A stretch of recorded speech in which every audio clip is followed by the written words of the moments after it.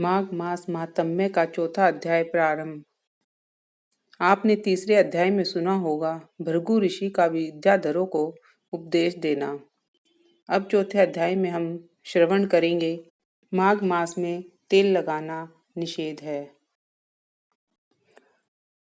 वशिष्ठ जी ने माघ महात्म का वृत्तांत सुनाते हुए कहा कि हे राजन, जब भृगु जी तपस्या में लीन थे उस समय एक विद्याधर दंपति उनकी शरण में आए। महर्षि ने अति प्रेम पूर्वक उनको स्थान दिया। महर्षि ने देखा कि विद्याधर का मुख व्याघ्र जैसा था तथा पत्नी अति सुंदर रूपवती थी। विद्याधर ने महर्षि को बताया कि हे श्रेष्ठ ऋषि, मेरा शरीर तो सुंदर है परंतु मुख अति कुरूप व्याघ्र जैसा है। इसी कारण मैं दिन रात जलता रहता हूँ तथा आत्महत्या करने की सोचता हूँ। मेरा उद्धार करो। महर्षि ने विद्याधर को बताया कि तुमने पूर्व जन्म में माघ मास की एकादशी का व्रत तो किया था परंतु द्वादशी के दिन तेल मर्दन किया था, अर्थात द्वादशी के दिन तुमने तेल शरीर पर लगाया था जो वर्जित है। इसी कारण तुम्हें इस जन्म में शरीर तो सुंदर मिला परंतु मुख व्याघ्र का प्राप्त हुआ। इसमें राजा पूर्वा की कथा बताई गई है।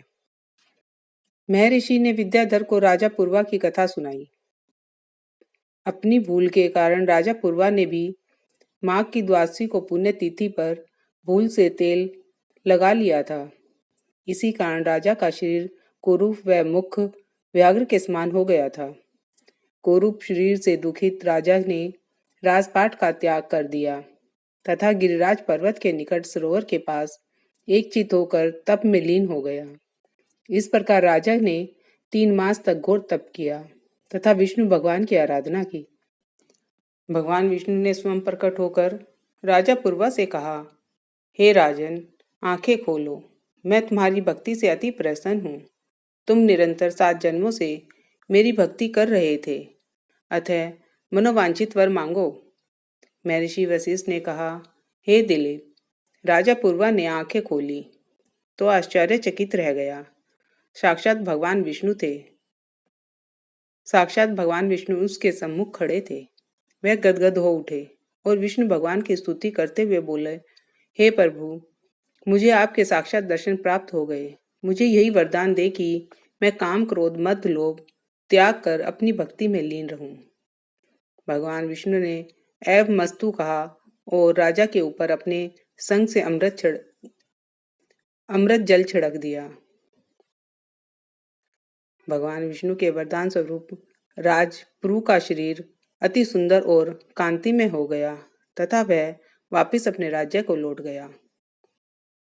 महर्षि वशिष्ठ ने कहा कि विद्याधर, यदि तुम अपनी कुरूपता नष्ट करना चाहते हो तो माघ मास निकट ही है, अतः पौष शुक्ल एकादशी के दिन से स्नान शुरू कर दो और माघ शुक्ल एकादशी तक भगवान विष्णु की आराधना करो तथा माघ मास का व्रत निराहार होता है परंतु निर्बल व्यक्ति एक बार भी सात्विक भोजन कर सकता है।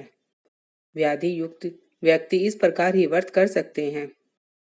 व्रत के माध्य विष्णु भक्ति करते रहना चाहिए तथा कभी झूठ व्यवहार नहीं करना चाहिए। एकादशी के दिन तेल नहीं लगाना चाहिए। विद्याधर ने महर्षि के कथा अनुसार तप किया तथा व्याघ्र रूप से मुक्ति पाई व संसारिक सुख भोगता हुआ स्वर्लोक को प्राप्त हुआ। इति माघ मास महात्म्य का चतुर्थ अध्याय समाप्त। श्रीमन नारायण नारायण नारायण भजमन नारायण नारायण नारायण। बोल लक्ष्मी नारायण भगवान की जय।